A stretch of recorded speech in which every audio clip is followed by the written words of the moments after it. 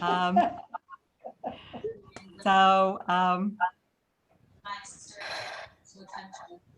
and I'm just gonna kick off and let people join us. And at some point, I think I will ask you all to temporarily mute. To participate, all you have to do if you have a traditional computer is hit that space bar and hold it, and then you're unmuted. It's just an instant unmute. If you have some kind of iDevice or smaller device, you'll have to do it another way. But by muting, we have less interference. So I want to give a shout out to Susan Rizzo. Susan, you're going to have to wave. From AdultED and the wonderful AdultED committee that brings me here to you tonight and brings us a whole well into its second year of wonderful programming. And it's a labor of love. And Stacy's on that committee. Marlene's on that committee. Am I missing anyone? Deborah and Ed Mazinski. So, and I also want to shout out to Carol and Carol from Women's Havurah because of the original program that was in December. So probably makes sense to keep yourself on gallery view. So I will periodically ask for a show of hands. And that way you can have that participatory sense. But when I go to screen sharing, the gallery gets way shrunken. So I have to give you a bunch of disclaimers. We have 3 weeks. We're recorded. We're not going to rush. There's a world's worth of materials. So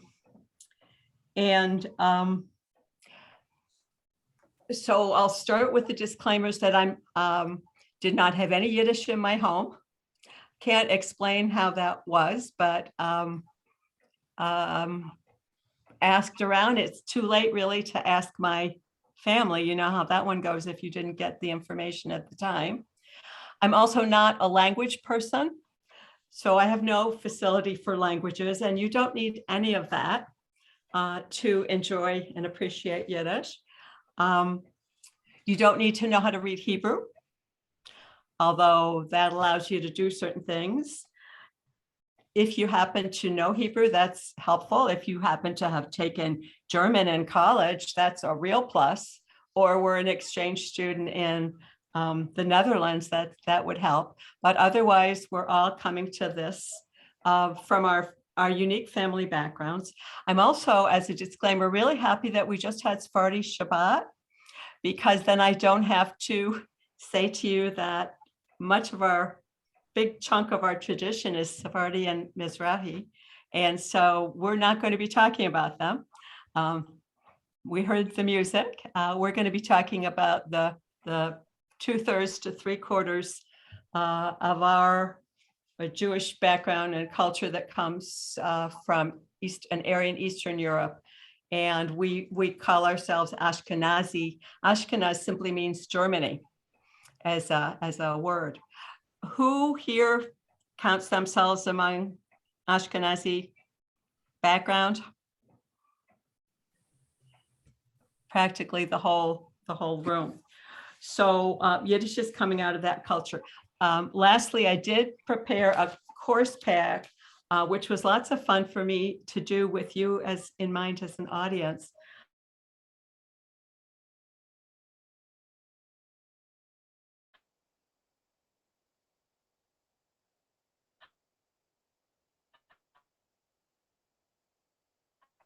But disclaimers, and we'll go from there. Show of hands, how many of you were at the December 6th program, Women's Havurah? And how many of you were not? I wasn't. Okay. I want to do a brief review so it brings you up to speed, even if you were there, as we said, 2 months is a long time to possibly remember. So I'm going to do 2 sets of 5 before we get started with tonight's topic. One of them is the elevator speech that I wanted you to walk away with from that presentation. Very simply, Yiddish is a real historic language. It's the language and culture of 3/4 of the Jewish people for almost 1,000 years. Before World War II, there were over 11 million Yiddish speakers.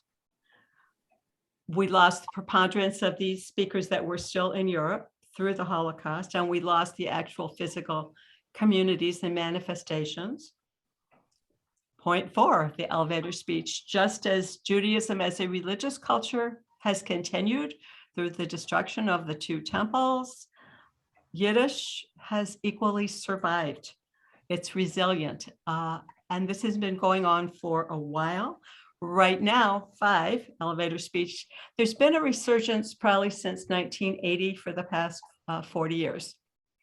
That's a happy secret, but it's indeed true. And we're going to talk about that a little bit. Talking about resurgence, this is from 25 years ago. And I saw Les. I'm not sure if I saw Monica in this. There, I see a wave. After the Women's Havara program, Monica went into her, whatever she has, files. I have no idea. If you had to pull something out from 25 years ago, that would be quite something. This is a Yiddish festival that occurred in 1997, held at the JCC, Rejoicing in Our Yiddishkeit, a festival of Yiddish culture. It was amazing, world-class programming. Monica got a grant from the Federation. She was associated with the Synagogue Council at the time of her many important connections in the Rochester community. And the inspiration behind this was Rob Mandel, who played the clarinet for 12 Corners Klezmer Band. Anyone remember them in their day? And since has moved out of town. So we're going to do another one of these. And yes, and the Klezmer Band played at Rick and Susan Risso's wedding. Bonnie Abrams would sing with them from time to time. We're going to do another one of these, even though it's been 25 years. There's someone in town named Abe Monk, who's a very interesting Yiddishist, comes from Argentina, and he said, oh, and Jason's bar mitzvah, 12 Corners Klezmer Band. Abe said that 25 years in the history of Yiddish is nothing. So 2023, Monica has agreed to help again. What goes around comes around. So we're sort of excited about that. And I know lots of you are interested in helping with that too. So now the next 5 points before we move forward, just 5 attributes of what is Yiddish language and culture. 1, Hebrews are historical language, Hebrew and Aramaic of the Bible, of prayer. It's called Lashon Kodesh, the holy language, holy tongue. But Yiddish was the everyday language, the mama lashon, the mother tongue of Eastern European Jewry. As such, it was never exclusively Yiddish. We always were a culture that had more than one language. We had the language of our host country, Poland, the Ukraine, wherever it was. We had Hebrew for prayer services. And then we had Yiddish, which was the language of the home, the mama lashon. And as I was talking with Lori before our Zoom started, many people from that region had excellent language skills and knew all kinds of, they knew Polish, they knew Russian. Then they came to this country and had to learn English and did. So it has always been a very full culture. Third point on Yiddish itself, it's a Germanic language. English is a Germanic language. Dutch is a Germanic language.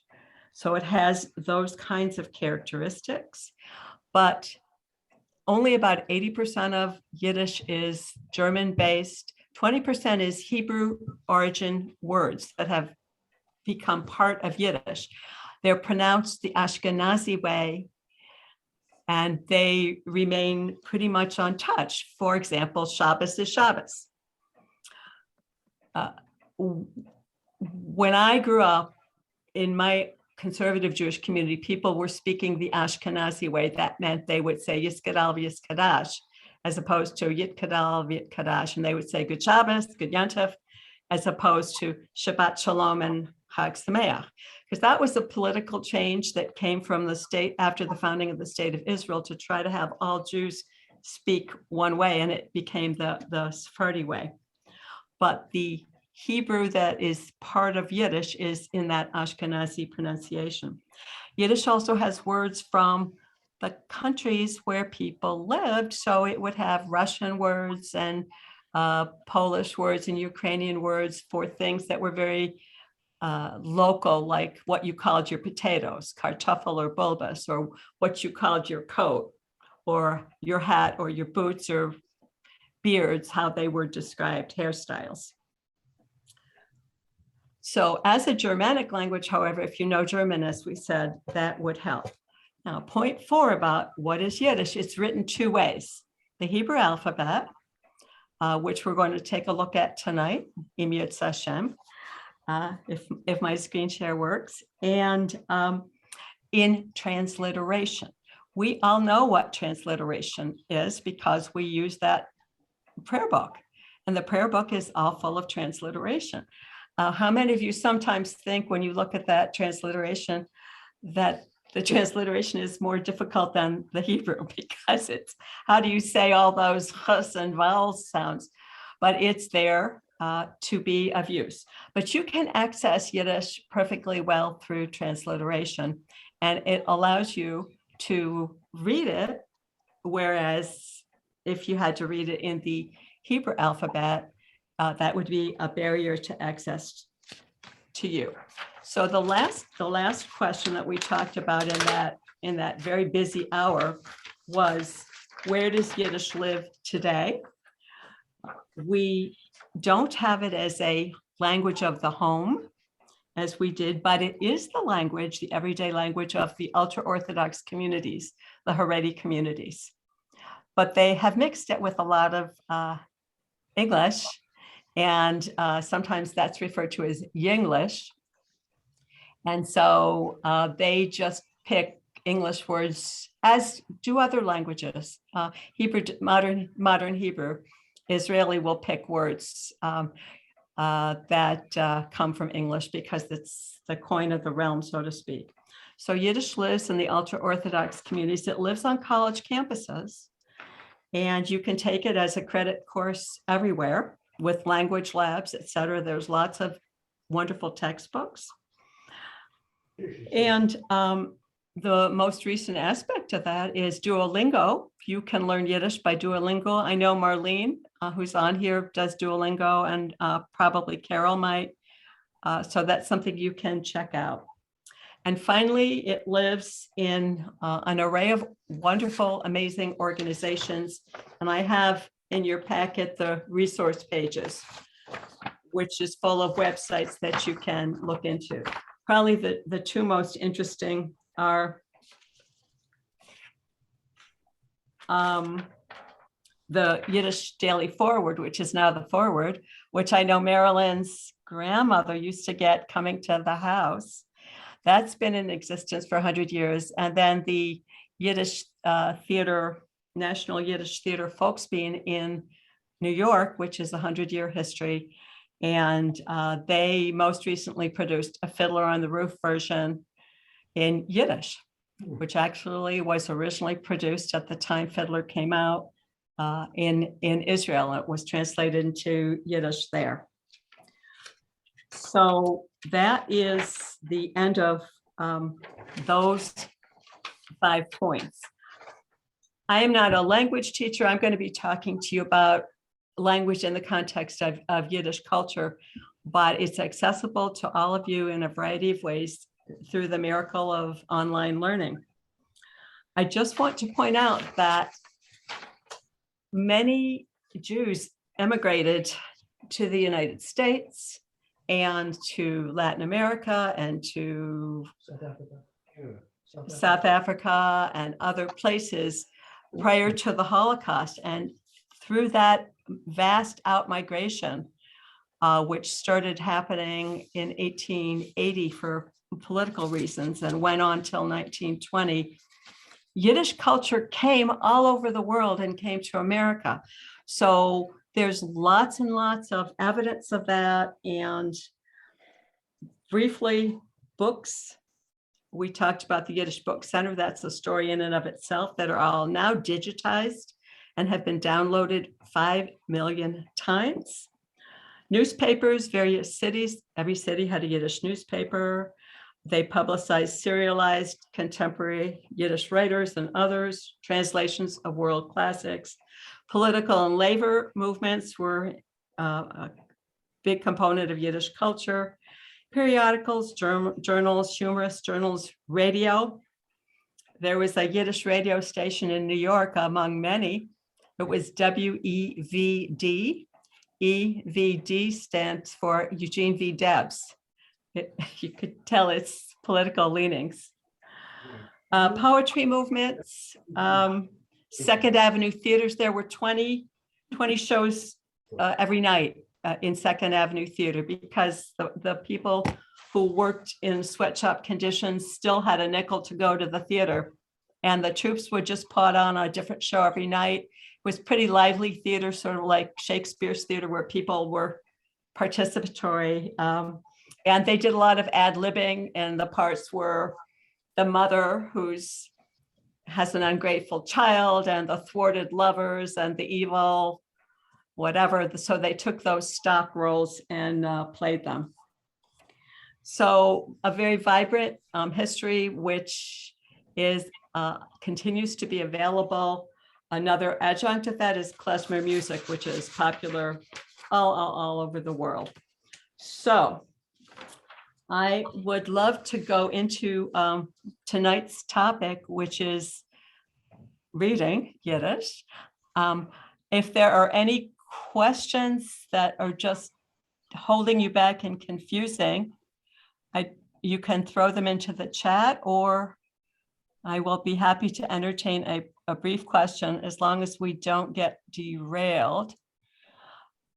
If I don't hear anything, I'm going to take you to the course pack, which is a lot of introductory kinds of readings. This is the cover, and this is what would be called a word cloud, except back in 2011, I'm not sure they were calling it word cloud then, but I bet you know most of these words that have infiltrated American culture. So what I want to do is put on the screen share.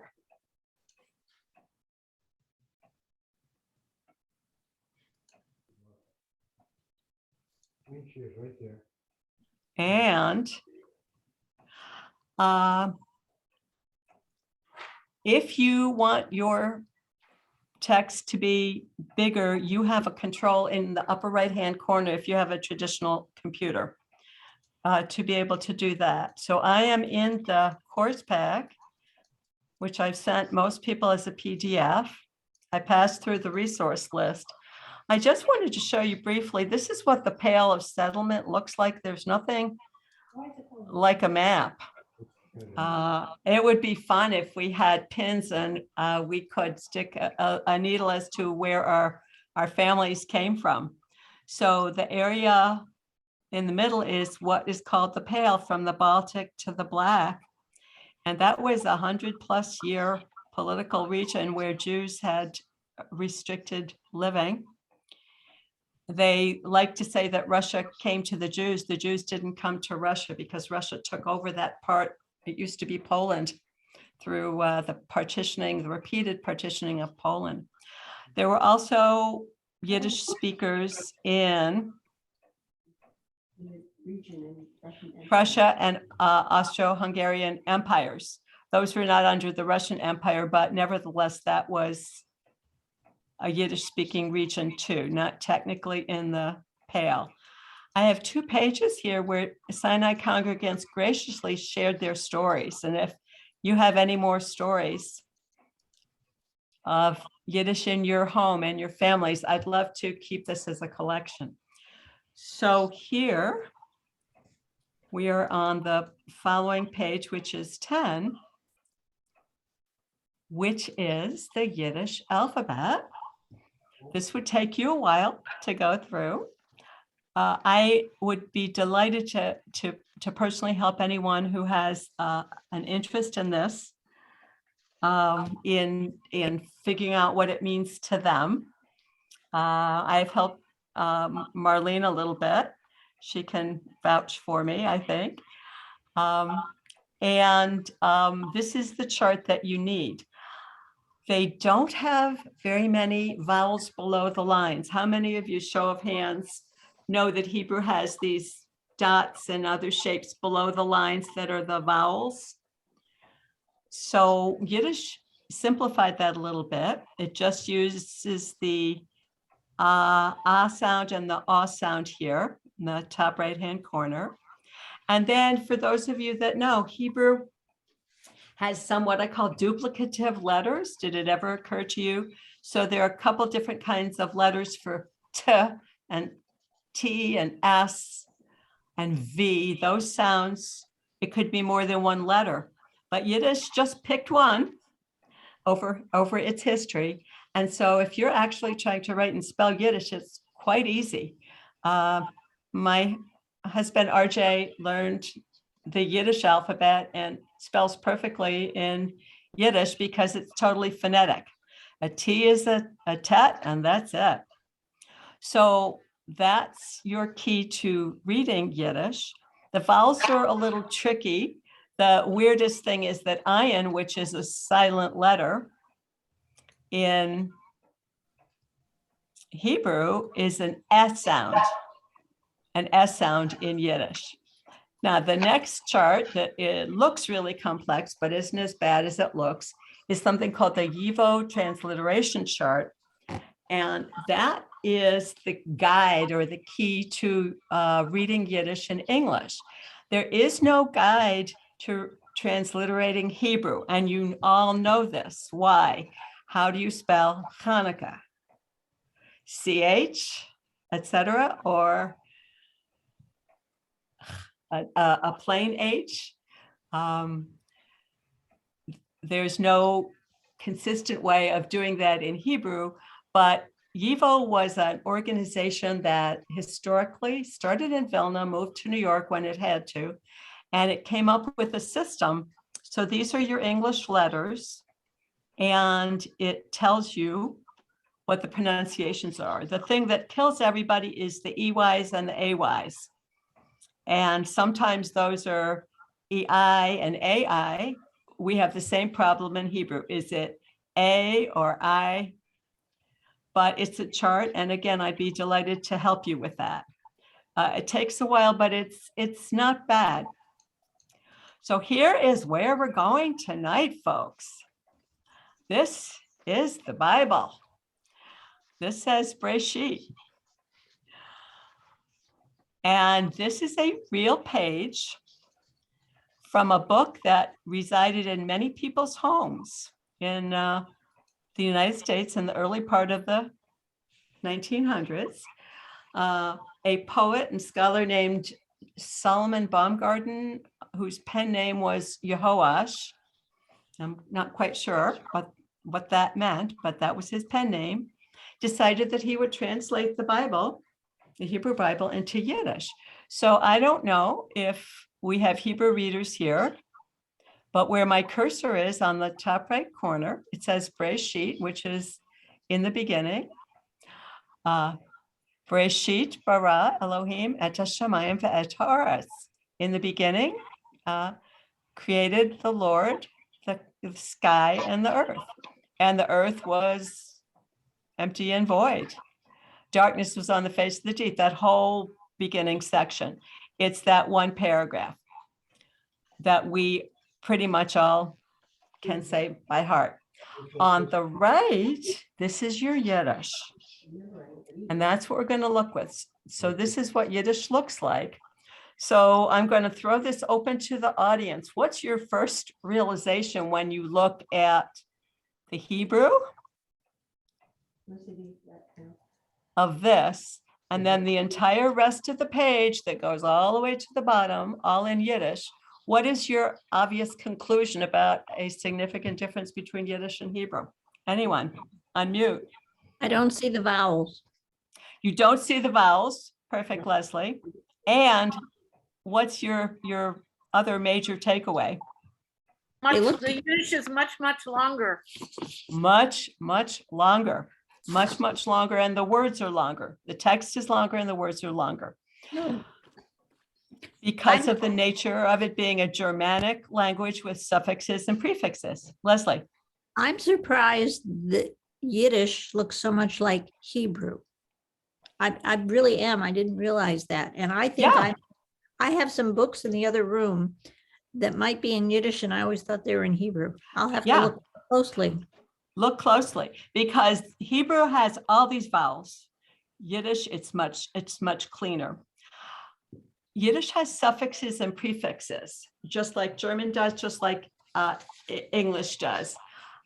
Instruction, constitution, prevarication. Your mother could read and write. Those are prefixes and suffixes. Now, I'll just give you one example that you probably never thought of. The prayer after the Shema, V'ahavta, and you shalt love the Lord thy God.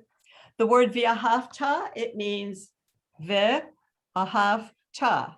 V means and, ahav means love. Ta is the suffix that says you, and it's in future tense, and you shall love. So all of that in V'ahavta, one word. Hebrew is very dense language because of its suffixes and prefixes being attached to the word. Yiddish is the exact opposite. So I had never seen this before. 11 years ago, I went to the JCC, and Debbie Rothman was our wonderful teacher, and there are still 24 of us who were her students, and we carry on with a weekly reading group, and many people would not have seen this. Sylvia Rose in our temple is a real Yiddish maven now, and she taught herself the alphabet from scratch to be able to learn her Yiddish. So that's what it looks like. So now we're going to read it. And here it is in English in the beginning. And we have 5 sentences. We have it in transliteration, whichever is easier for you to see, either on this screen or in your printout.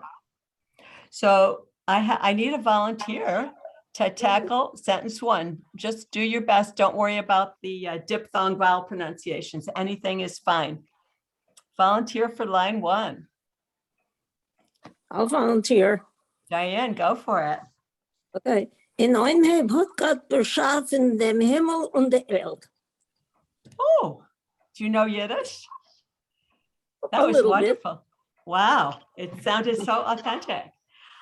So in Anheb hat Gott beschaffen dem Himmel und die Erde. If I say the word cognate, does that mean anything to anyone?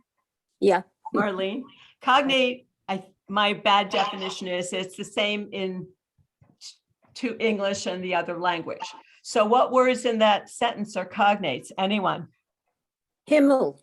Erde. Erd. Erd is earth. Yeah. What else? In. Right. It means in. And what about this one? G-O-T. What's that? God. And then how many of you are familiar with Himmel, Gott in Himmel, God in the heavens? We had family friends named the Himmels. It just means sky. Un is and, D is the. So on Habe, on is a prefix like oncoming. So in the beginning, hat is the past tense, has God, beschaffen is created, dem, the heaven, and the earth. It sounds a lot different than Breshit bara Elohim et hashamayim ve'et haaretz. It's different culture. Hebrew is Semitic. This is Germanic language. It sounds different. when a group of us studied this, we read the Parsha of the week in Yiddish for a while. Not all of it. We just struggled through. And several people, if you know Barb Gray, if you know Rose Levin, were struck by how Hamish it was. It didn't feel like reading the Bible in Hebrew. It felt like a warm description, because that's sort of why it's called Mama Lashon. It has a more intimate feel to it. So that was great. I just lost my page. That was line 1. Someone want to take a stab at line 2? Diane, Diane, you're too good. So who wants to be brave on line 2? Volunteer. Leslie, just chime in. Leslie, is that you? Yeah.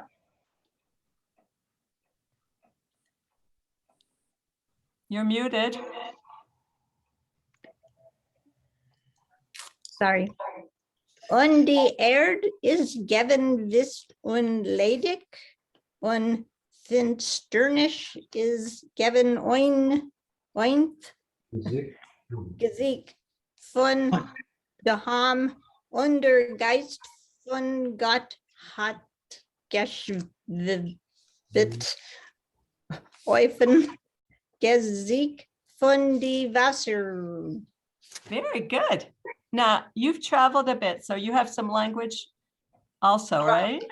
Well, my son lives in Germany, Okay. so I periodically hear the German, yes. Yes. So that was great. Generally, the accent is on, I'm going to come back to that in a minute. The 2-syllable words, you have to sort of figure that one out. Und die Erd is given Wüst und ledig. So we know und die Erd is, and the earth is, and given is, it was, is given is the past tense. So the earth was. Wüst und ledig, that's in Hebrew tohu vavohu. We don't even translate tohu vavohu in Hebrew. It just means, you tell me, formless and void. It was just nothingness. Who recognizes finsternish, darkness? Yeah, Annette knows that. And is given means was. Eufen is on. Some people say it eufen, some people say it often. And Gesicht von Tahom, Gesicht is the face, the countenance of the empty, the whatever the nothingness is called. And der Geist von Gott. Geist, anyone hear the word Zeitgeist? It's a German word for spirit of the times. Geist means spirit. The Geist from God. Geschwappt, what does that mean? It swept over, right. The Gesicht von the Wasser, the face of the Wasser is another cognate, which is? Water. Water, yeah. And it's probably plural, I'm guessing. Good. So when you find words like geschwappt, you just feel, oh, I can figure that one out, right? Who wants to read verse 3? Hat Gott gesagt, soll dein Licht und es ist geworden Licht. So Beautiful. Who read that? I can't see. God wanted light, and there is light. Yeah. God said, gesagt is said. How does that past tense? Soll werden Licht. There should be light. Und es ist geworden Licht. And there was light. We know that one. Who wants to read 4? Anyone? Und Gott hat gesehen das Licht, als es ist gut. Und Gott hat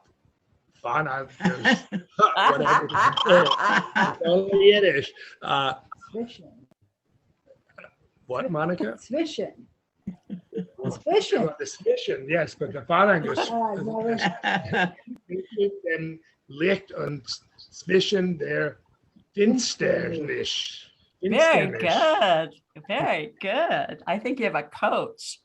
God gesehen, sa, das Licht, the light, as es is good, as it is good. Und Gott hat. Now, voneinander gescheit is one of those words with a prefix. So voneinander sort of means overall and about, gescheit,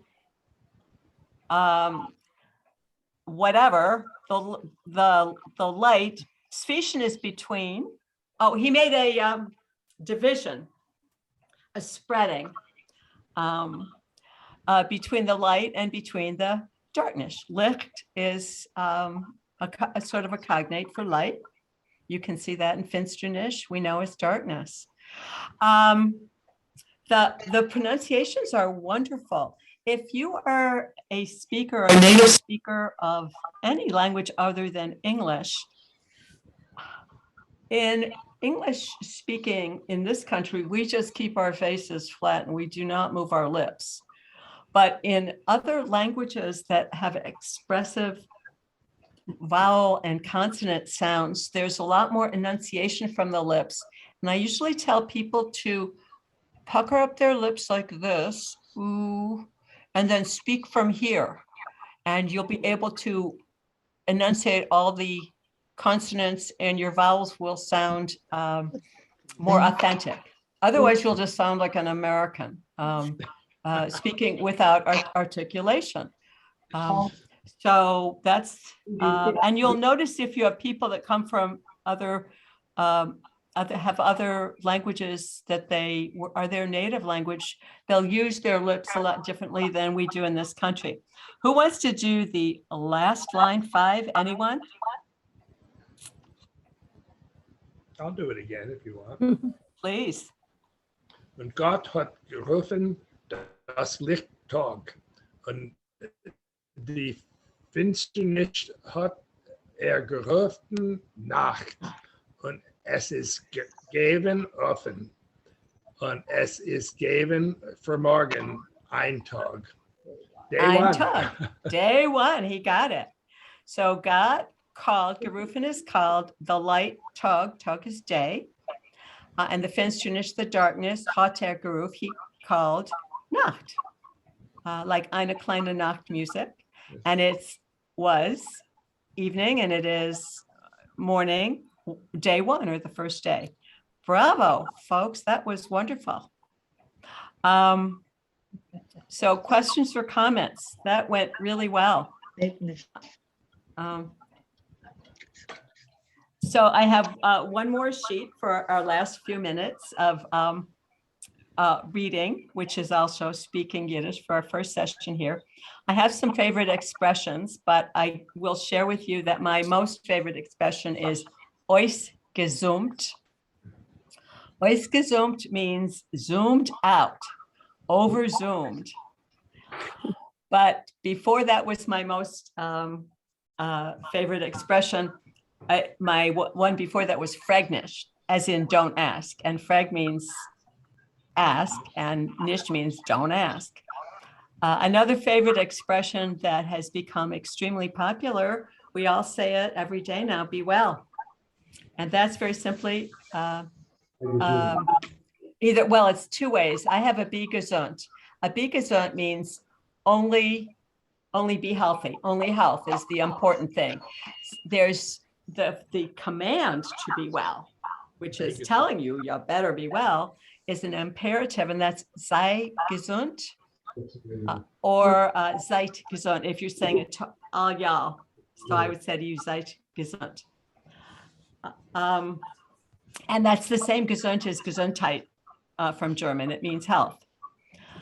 In Yiddish, you say was machst du or was herzlich, what's up, what are you here? And this culture does not ever say fine when asked, how are you? Because it demands an answer. Other cultures are like that too. When we do this in our culture, how's everything? How you doing? Fine, fine, fine. It's extremely inexpressive. As a matter of fact, our Rabbi Debbie Till, if you say, and she says, how are things going? How are you doing? And you say, fine, she will look at you and wait for a better answer because she's expressing that she would really want to hear how you're doing. Our teacher's mother, Debbie Rothman's mother, among many other people, when I ask, "Was machst du?" How are you doing? What's up? How goes it? It's wie soll ich machen? How should I be? You tell me. So Yiddish also has that sort of edgy attitude, I would say, an attitude. Esther, Yes, I- yes. a Annette. lot of that is based on the fact that Jews always ask questions, right? How should I be? How should I Right. be, right? Exactly, exactly, right. Yeah, another answer, that's perfect, Annette. Another answer to that, how are you, is abi niet erger. Abi means if only, neat. Only it could be worse. At least I'm not worse. So that's another typical answer. Nishkasha is one of those answers. Debbie Rothman tells a joke where the only line in the story is two gentlemen sitting on the park bench and one says, and the other says, next one says, but they say it, and the conversation is concluded with only the back and forth with one of them saying, "Oh, it's so good to be able to communicate." So, and my last line for there is, Omicron, by the time they got from Delta to Omicron, they skipped over a very important Greek letter. Do you know what letter they skipped over? Skipped over new. New. New. Can you imagine? New. It would never have worked. So I want to show you three things that are fun in Yiddish, which you may have a clue about. This gives you a better explanation. There's a lot of diminutives in Yiddish, which is making it more tiny and endearing. So if a kop is a head, then keppel is your little head and keppela is your little baby head on the pillow. So that change from kop, keppel, keppela. There are other examples, if anyone has one, of those kind of diminutives. That's a very common thing that happens in Yiddish.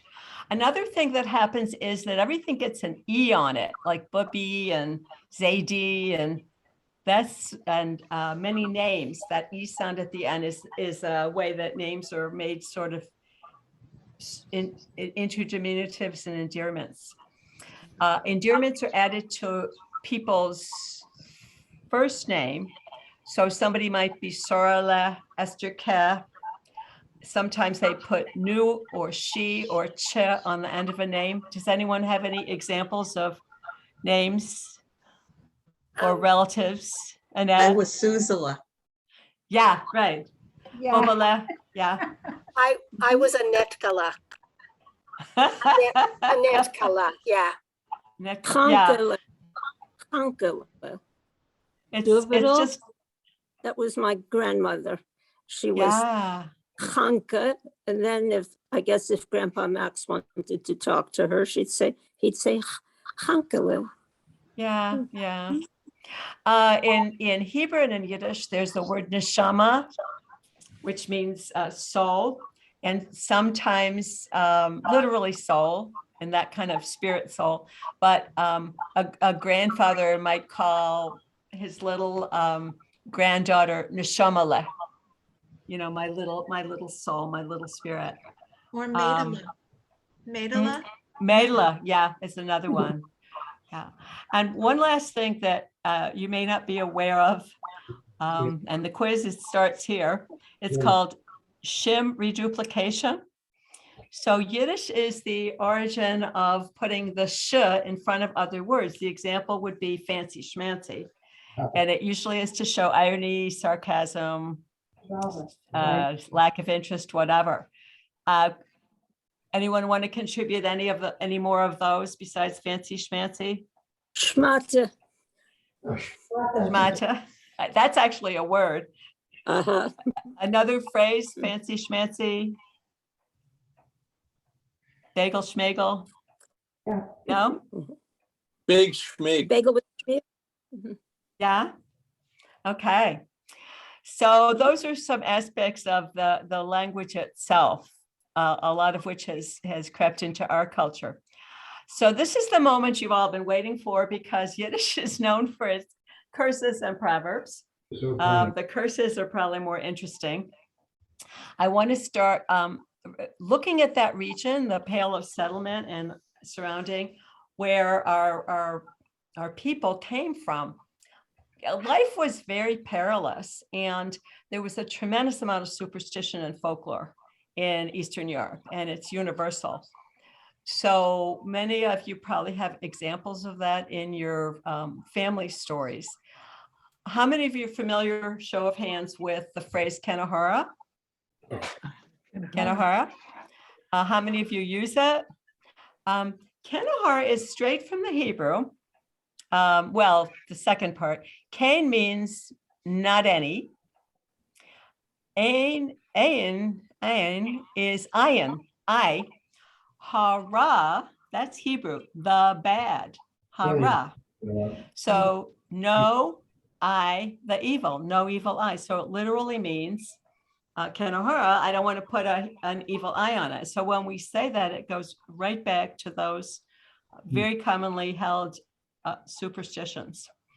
And that comes right, well, it's a mixture of Cain, which is the Yiddish, and which is not any, and ayin hara, which is from the Hebrew. So the curses: may he own a large shop stocked with merchandise. What he has may no one want, and what they want may he not have. I think this is right, perfect for the supply chain, right? Anyone want to try to read that in Yiddish, in the transliteration? Anyone? Okay, I'll try again. Okay. Ein Großgeschäft soll haben mit Steuer. Was hat, soll mein nicht sein. Und was man will, soll nicht haben. Beautiful. You read it with a lot of expression. A Großgeschäft soll haben mit Steuer. A Steuer is the merchandise. Was hat, soll man nicht wählen. What he has, people shouldn't want. And was man will, soll nicht haben. And what people want, he shouldn't have. So that's sort of a twisty kind of a curse to the merchant. Here's another one. May all his teeth fall out and only one remain for a toothache. That's my favorite. That's my favorite. Who is saying that one? Whose Annette. voice is that? That was Annette. Yeah. Do you want to try reading it in the Yiddish? Sure. Alle zehn soll ihm a Reus fallen, nur einer soll ihm bleiben auf Zorn wenig. Auf Zorn wenig. Wenig. Yeah, painful. Zorn wenig. Beautiful. Yeah. That's nasty. There it is below in the Yiddish, in the Hebrew script. Allah means all. That's a cognate. Saying is plural. T. Zol is should. There's a lot of shoulds in all of these sayings. Im, to him. There's a word order that's different than in English. A rois, fallen. Fallen is fall, and a rois means out. Nor einer soll im, nor einer soll ihm bleiben. Nor means only. Einer is one. Soll ihm, should to him bleiben, remain. For a son wenig. Son is one tooth, and wenig is ache. When have you heard oi weh is mir? Weh is pain, ache. Oi weh is mir. Oi weh is to me. Son wenig is a toothache. So I sort of like that. They have entire books of these curses and quotations. We'll get a little more pleasant. If you're healthy, you're wealthy, and that rhymes in, they've made it rhyme in English. Anyone want to read this one? Gesund. ist Mensch Ja. ein. Als man ist nur gesund, ist man schon reich. Beautiful. Was that Monica? Yes. I heard that voice. Yes. If a man is like Mensch, and literally it would mean man, but it translates more broadly than if a person. If a person is only healthy, nor happens to mean only, so it's a little confusing. If a person is only healthy, then a person is schon reich. Reich means rich. If I were a rich man, reich, that's a cognate. Schon means, it's a very interesting word already. Schon. Some people say it's shame. I guess I'll take this occasion to mention that, you know, that saying about 2 Jews, 3 opinions. Well, 2 Jews, 3 pronunciations. Yiddish had, you saw from the Pale, a vast, vast region. And the pronunciation, the regional pronunciations varied. They even have something they called the gefilte fish line. So it was a line through a region of what we would call Poland, where to the west, they put sugar in their gefilte fish, and to the east it was salt. And the reason it was sugar was because of beets that were grown there. So it allowed them to sweeten things. But regional pronunciations are very, very common. Kegel and Kugel is the example that I would give, where if people come from Lithuania, there's lots of A sounds. And so if you're a Litvak, anyone? They would say Shane. Someone from an area in more closely in traditional Poland would say Shoin. The oi sound comes from specific region. The Duolingo was put together by Haredi Jews who are here with Rebbes who are from Romania. So their vowel pronunciation is very different. What you learn if you do a class in a college or a program is called, Marlene, you're going to have to help me, Klausprach. Marlene, what do they call it? I don't know. Standardized Tell me. Carol knows it. You just keep telling me to be careful with the Duolingo. Yeah, I do. Carol Teagarden knows it. It's standardized Yiddish that was never spoken. If you learn in a program like an educational program, you either learn the dialect of the teacher or you learn Klausprach, the standardized Yiddish, which no one ever spoke because everyone had a regional accent.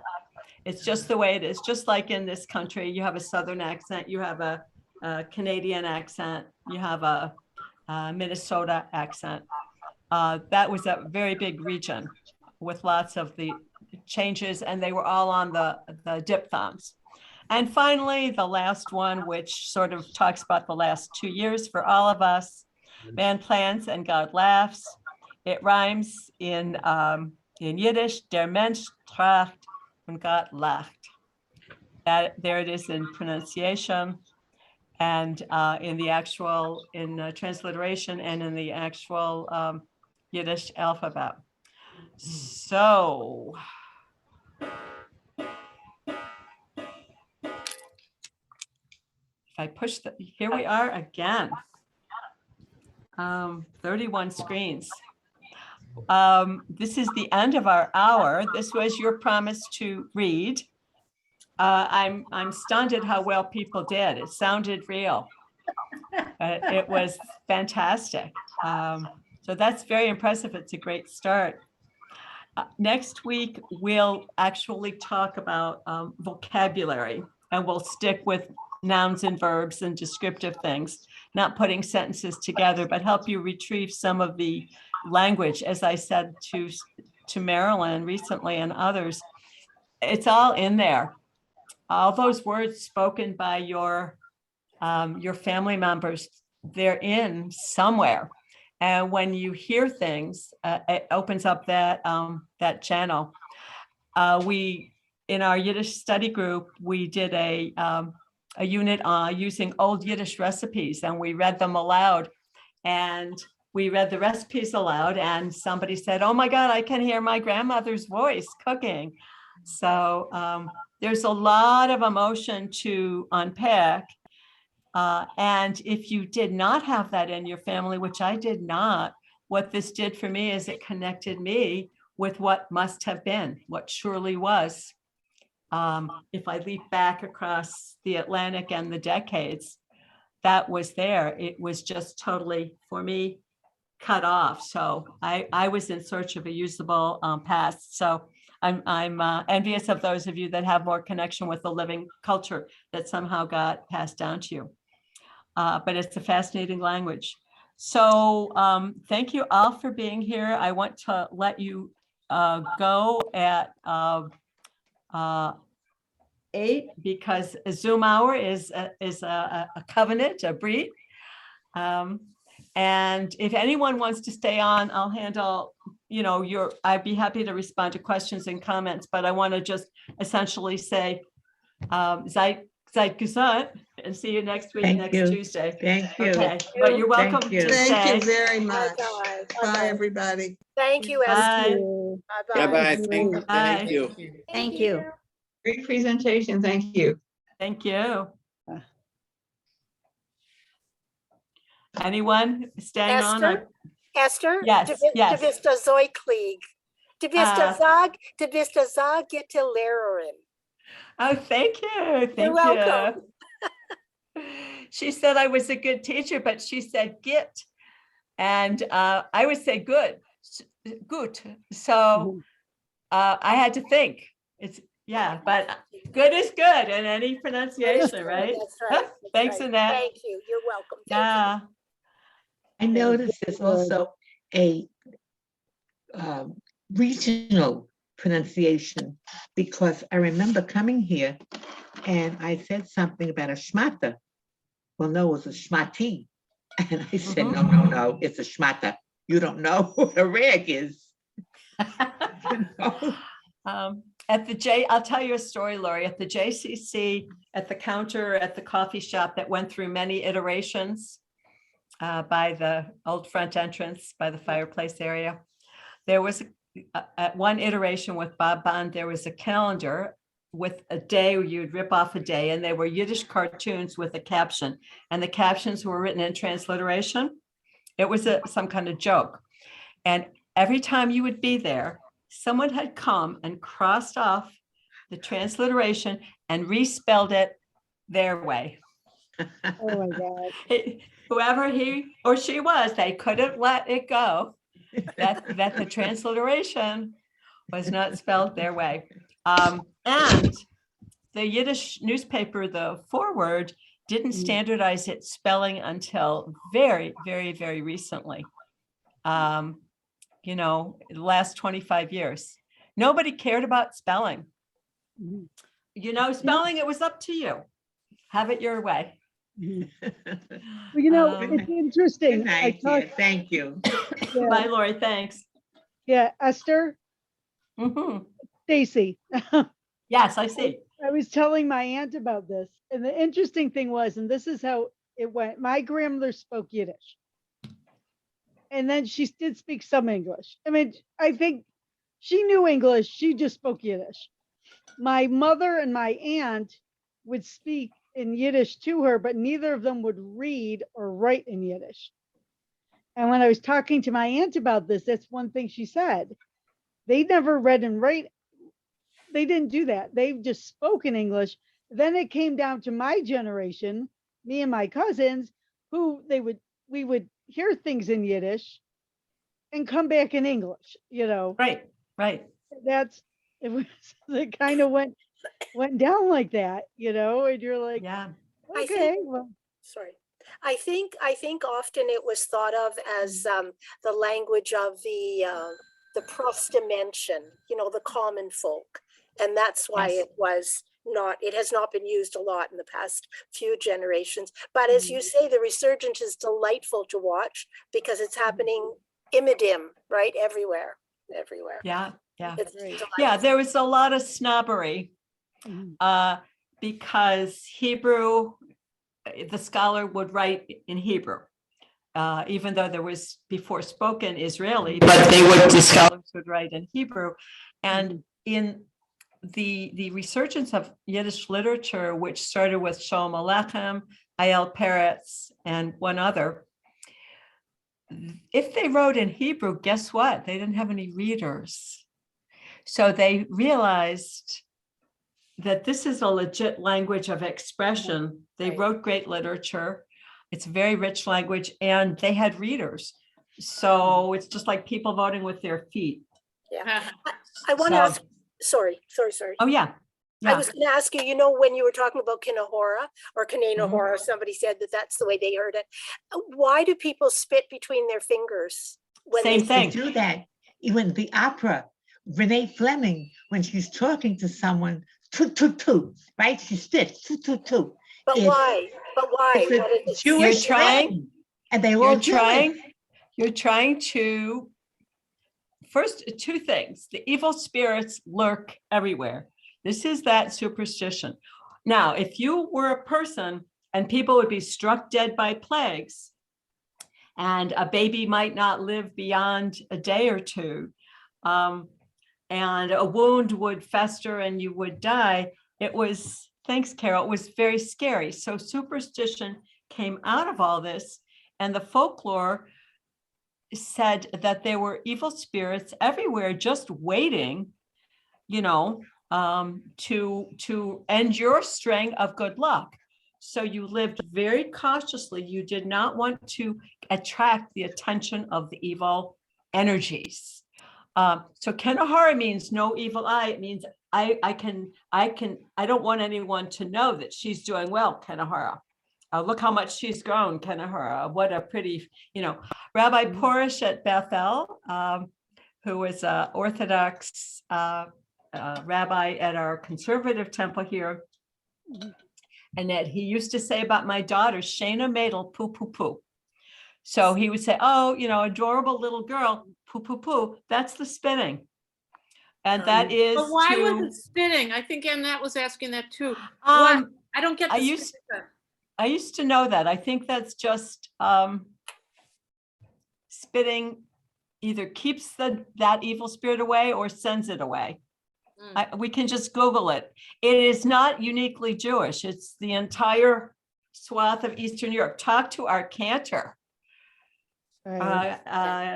Cantor Braun, because she comes from that, much in that culture. Many things. You wouldn't sew anything on a person. You would make them chew. Yeah. Because that would, because you sew a shroud, so you'd make the person,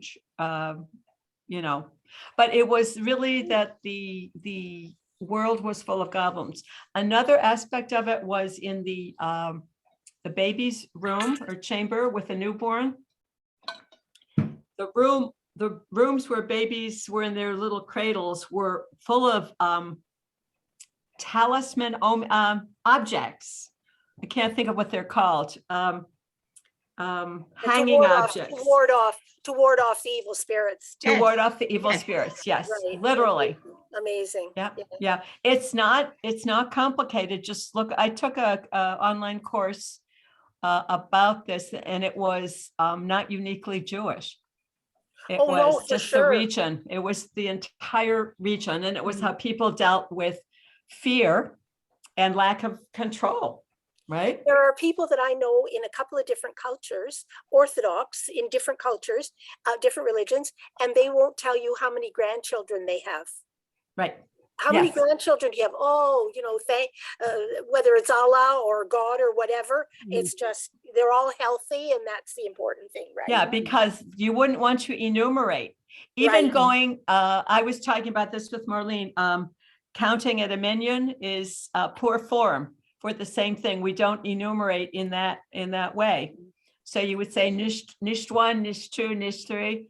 Interesting. Because it would just be bringing the evil Inviting eye. the Ahura, yeah, the Ahuras, Yeah, yeah. So you did not want to draw attention. You want to keep a really low profile.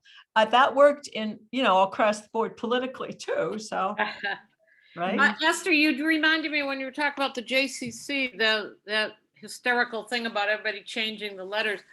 For a while, when I went there at that same place, they would have little pieces of paper with Yiddish expressions, like the ones you gave us in English and transliteration, and they were hysterical. Curses, very, very funny curses.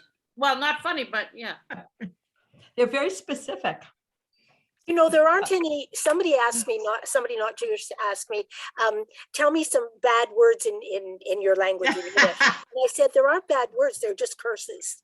And they're said with such inflection, like that one about the teeth always, it just drives me crazy. I think it's like how terrible things to wish on people, right? Oh my God. Yeah, there's a lot of very painful things. Absolutely, absolutely. There's the one about an umbrella going in an orifice from the bottom and opening inside you. Very literal. All right. That's hysterical. That's hysterical. Shut enough. Nine. Yeah. Now we're going into the visual stuff, right? I gotta go now. Okay, bye. Thank you. It was wonderful. Yeah. I mean, what Thank you Yiddish? so much. Yeah. Okay, we'll have more fun next week. Absolutely. Thank